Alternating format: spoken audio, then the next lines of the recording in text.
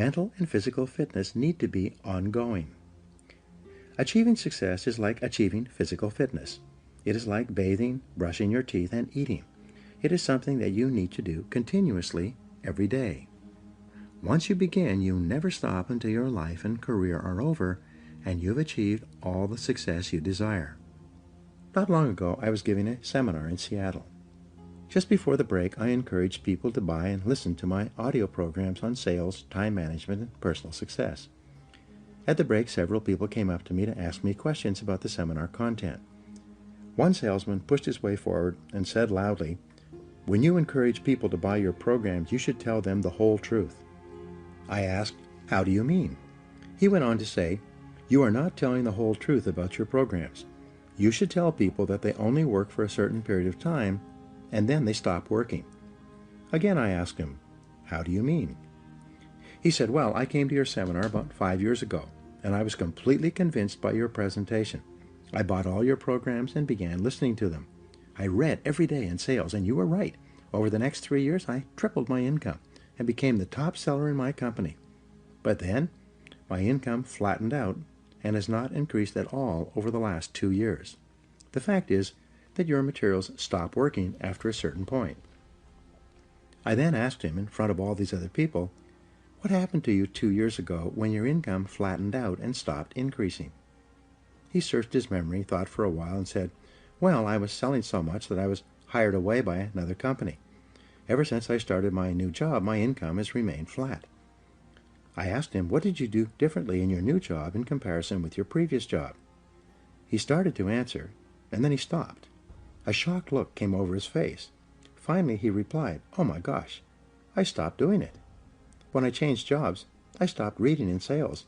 I stopped listening to audio programs. I stopped attending seminars. I stopped doing it." He walked away, shaking his head, muttering to himself, "I stopped doing it. I stopped doing it. I stopped doing it." Becoming an expert in your field, continually upgrading your skills, which I will talk about in Chapter 5, is like physical fitness. If you stop exercising for any period of time, you don't maintain your fitness at the same level. You begin to decline. Your body and your muscles become softer and weaker. You lose your strength, flexibility, and stamina. In order to maintain them, you must keep working at them every day, every week, and every month. When you finally have arrived at that goal that you set, I want to have this much experience and be able to do this by 30 days from now, 60 days from now, 6 months from now. And finally, that 6 months passes, and there you are. Finally, the time passes, and you have it. Finally, the time passes, and the skill is now beginning to be polished, and it is so unique and effective. Achieving is an incredible source of inspiration. But here's what we notice. When you do achieve, whatever you set out in the beginning, where you decided and planned and you got started and you progressed, when you finally achieve, that achievement is not much more inspiration than when you decided. It's a different kind of inspiration. It's a different kind of feeling to having arrived. Knowing that you've got many other objectives to accomplish, many other places you want to go, things you want to do, the person you want to become. But at least I've got this one. I've done this one. I remember way back when I wanted to do the training and I wanted to do teaching, I would like to do seminars, because I saw people that had such a magnificent effect on their audience. They used the language to such an unbelievable degree. I could tell that something was mixed from their heart and their soul and their mind and their vocabulary, and this mixture of stuff together presented to someone's ears to hear, and a heart maybe to believe, and a mind to understand, that the most incredible magic could occur. I thought to myself, if I could possibly do that, it would be the greatest feeling in the world.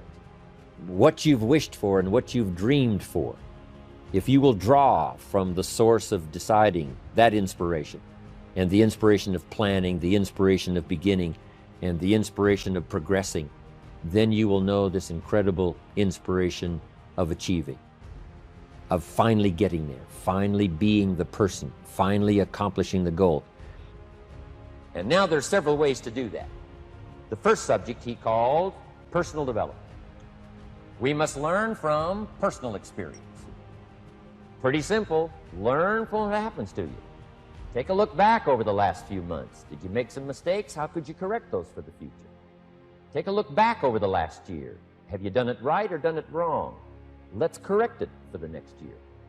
Mr. Schoaf asked me when I first met him, he said, Mr. Rohn, how are you doing? You've been out there now 6 years. And I said, I'm not doing very well. He said, I suggest you not do that anymore. What a simple, swift analysis to my situation. He said, if you keep doing it, the next 6 years will be like the last 6. You don't want that to happen. Let's make the changes. So learn from your personal experience. Second, other people's experiences. That's me, other people. That's your teacher. That's your friends and colleagues. The people you meet that can pass along to you their experiences, what's happened to them, the mistakes they made, how they corrected them, how they changed their health and changed their bank account and changed their income and changed their future. Other people. Now, there's two kinds of people to learn from. One is failures. It's too bad failures don't give seminars, right? That would be valuable. Have them tell you how they lost it all and threw it all away, threw their health away and threw their friendships away and things didn't work out well. That would be valuable. But now then we must also learn from positive, people that have done well. They've got the health, and so we ask them, how did you become so healthy? They've got the skills, so we ask them, how did you become this skillful?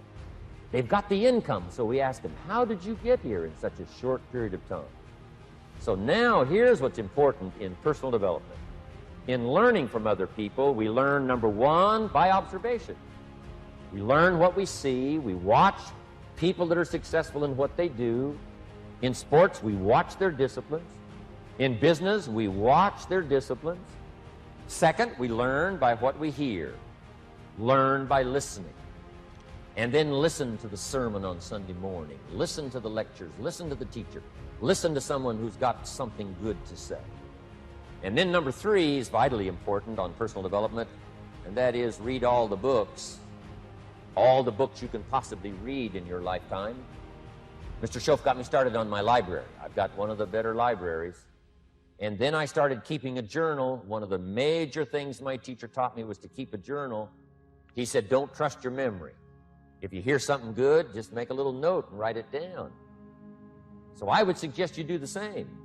Things that impress you, a poem that impresses you. When you attend a class, some of the ideas that impressed you, jot them down. You read something in a magazine, right? Some ideas, take those out, put them in your journal. Keep a good journal the rest of your life. This will serve you well. So I want the same thing to happen to you. Value captured that you can resort to later. Go back over it and review it and let it become valuable to you. So that's my first subject, personal development. Work harder on yourself than you do on your job. Develop the skills. Learn the lessons. Take the classes. Absorb all that is being taught to you these days. And then later on, of course, you can sort it out, what's valuable to you and how to refine it for your business and for your life and for your future. But the main thing is to get it and start this process of personal change, personal development. And let me say it one more time. If you will change, everything will change for you. You'll never be the same. You'll keep growing. As you look back on a few months, look back on a few years, you won't believe the progress you can make. Economically, your relationship with your family, your friends, telling you. That whole process of committing yourself for personal change, personal value, can really make your life unique and worthwhile.